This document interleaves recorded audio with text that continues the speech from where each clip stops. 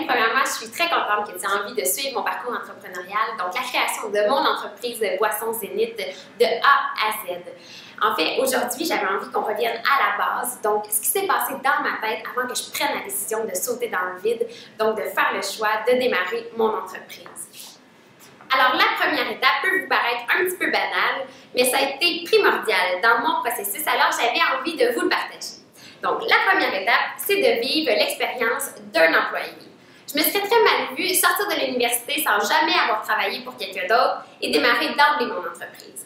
Je crois que c'est primordial de vivre le marché du travail, d'avoir des comptes à rendre à un patron, d'avoir des échéanciers serrés, d'avoir des délais à respecter, de devoir être évalué par ses pairs, donc de développer des qualités professionnelles et d'avoir une rigueur au travail qui nous permettra d'ensuite transposer cette rigueur-là dans notre entreprise, donc c'est à notre avantage.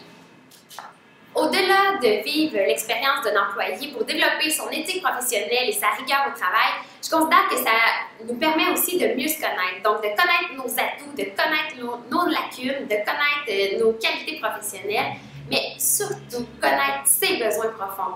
En fait, travailler pour quelqu'un d'autre, ça m'a permis de réaliser à quel point j'avais ce besoin-là, ce besoin de me réaliser, d'être responsable de mes échecs comme de mes réussites, de contrôler mon environnement. Mais on va se le dire, il ne faut pas se faire de cachette. C'est possible que ça ne convienne pas à votre personnalité parce que l'entrepreneuriat, démarrer son entreprise, c'est pas toujours rose. Ça demande excessivement de temps, d'effort. Ça demande de vivre dans l'inconnu, de vivre dans l'incertitude. Donc, il faut se demander si ça correspond réellement à nos besoins.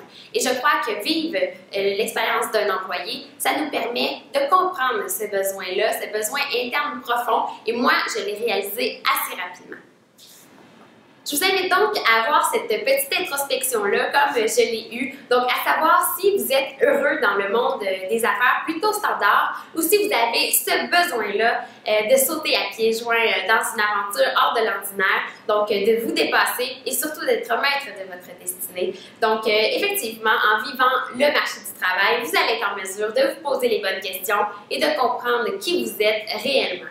Alors, la prochaine capsule sera destinée à voir ce qui s'est passé dans ma tête juste après, donc juste après avoir vécu le monde du travail. Alors, je vous dis encore une fois, à bientôt.